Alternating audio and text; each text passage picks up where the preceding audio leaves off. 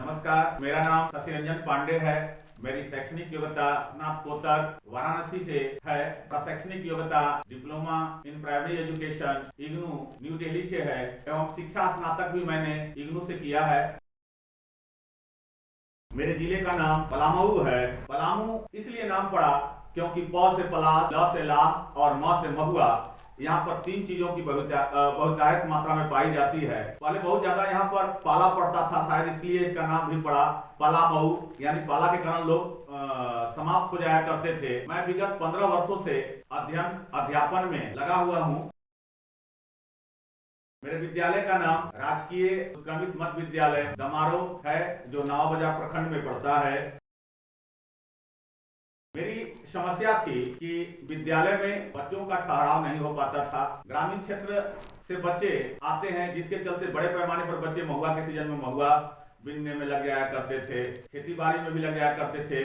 ग्रामीणों में उतना साक्षरता दर भी अच्छी नहीं है, जिसके चलते वे बच्चों को ग्रामीण विद्यालय भेजने के लिए प्रेरित भी नहीं कर पाते थे। ऐसे स्थिति में मुझे बहुत ही परेशानियों का सामना करना पड़ा। तब मैं यह प्रयास किया कि प्रत्येक बच्चे के घर पर मैं जाऊं, उनके अभिभावक से मिलूं, और मैंने वही किया। अभिभावकों से मिला, बच्चों से बात किया कि अभी क्या समस्या है।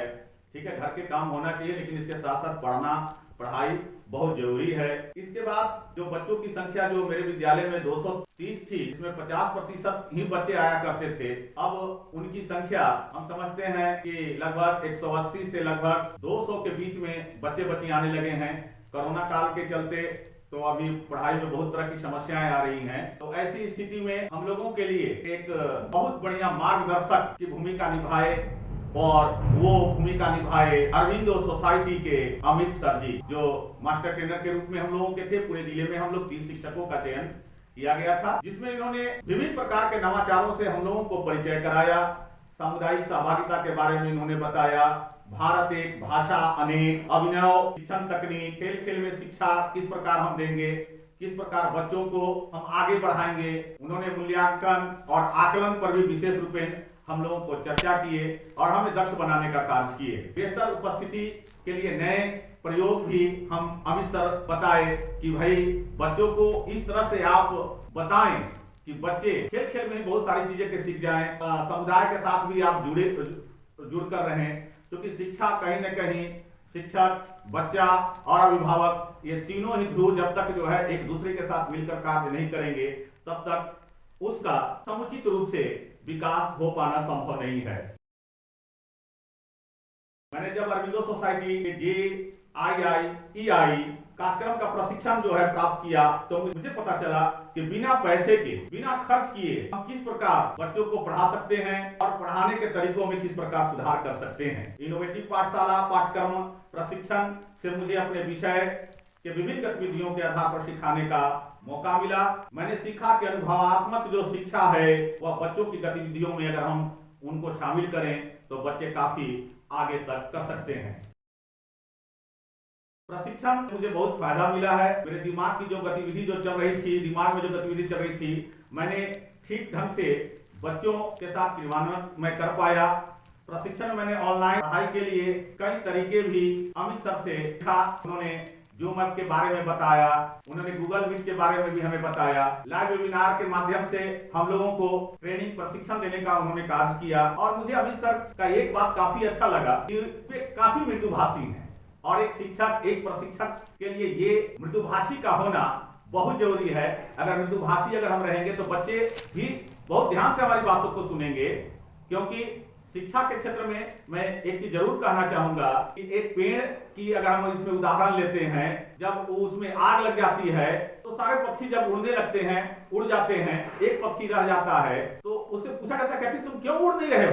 कहते हैं आग लगे इस वृक्ष के, जलते इसके पात, क्यों क्यों जलता है पक्षी जब पंख हो तेरे पास।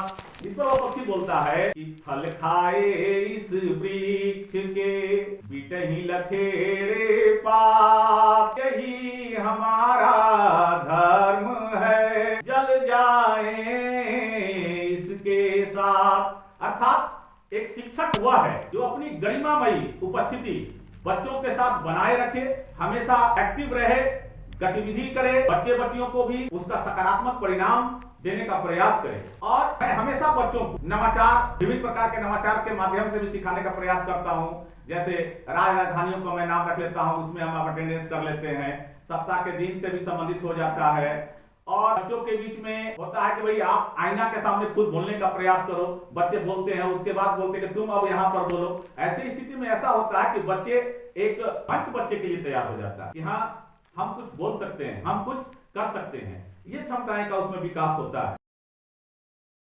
मेरा विद्यालय सही अर्थों में एक रोल मॉडल विद्यालय है। इस आधार पर मैं कह सकता हूं, क्योंकि हम लोग जो शिक्षक हैं वहां पर 3 हम लोग जो हैं फॉर्मल टीचर हैं और हमारे 2 पारा शिक्षक बंधु हैं। हम लोग में काफी सामंजस्य है, हम लोग सब मिलजुल कर शिक्षा के लौ को जलाए रख रहे हैं। हमारे जो अभिभावक हैं, हमारे बच्चे जो हैं वो भी हमारे साथ पूर्णतः तैयार रहते हैं। अभी कोरोना काल में हम लोग टोला क्लास भी लिए, टोला क्लास के माध्यम से बच्चों को पढ़ाने का प्रयास किए, सामाजिक दूरी के बारे में भी बताया उन्होंने, कोविड-19 के नियमों का पूर्ण रूप में पालन करने के लिए भी हमने अभिभावकों से भी कहा। तो इस मामले में मैं देखता हूं कि श्री अरविंदो सोसाइटी एवं HDFC बैंक का भूमिका बहुत महत्वपूर्ण है। और हमारे राज्य झारखंड में मैं देख रहा हूं कि अरविंदो सोसाइटी द्वारा शिक्षा का अलग जगाया जा रहा है। और हमारे अमित सर का तो खैर कहना ही क्या है, मैं ट्रेनिंग उनसे अब तक मैं समझता हूं कि 7 से 8 दिन उन्होंने ट्रेनिंग लिया और कभी बोझिल होने नहीं देते। तो हमें भी ये प्रेरणा मिलती है कि हम भी अमित सर के जैसा ही बेहतर करने का प्रयास करें। इसके साथ ही साथ मैं विभिन्न प्रखंडों में अपने जिले के अंतर्गत प्रशिक्षण देने का भी कार्य करता हूं और मेरा पूर्ण प्रयास रहता है मैं शिक्षकों को भी क्रियाविधि, विभिन्न प्रकार की गतिविधियों के माध्यम से पढ़ाने के लिए प्रेरित करूं और स्वयं भी अपने आप में इस तरह का गतिविधि करूं जिससे बच्चों में काफी विकास हो सके। धन्यवाद।